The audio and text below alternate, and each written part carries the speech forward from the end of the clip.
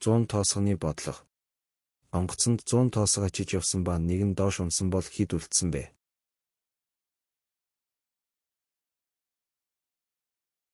Ер нь 9. Анаашийг хэдэн үйлдэлээр хэрхэн хөрвөгчөнд хийх вэ?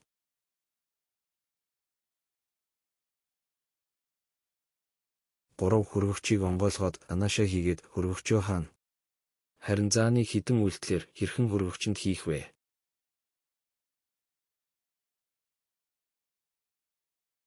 4 хөрвөгчийг онгойлгоод анаашаа гаргаад заанаа хийгээд хөрвөгчөө хаана?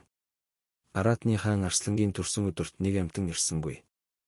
Ямар амьтан байсан бэ?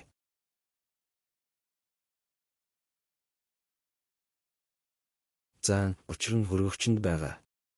Дүүрэн матартай нуур байжээ. Тэр нуурыг өмнө нь хинч амьд гаталж байсангүй. Тэгтэл нэг залуу гаталж чадсан байна.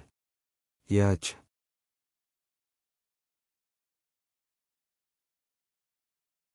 Матарнууд Арслангийн төрсөн өдөрт явсан. Тэр залуу цааш яваад удалгүй нас барсан байна. Яагаад вэ?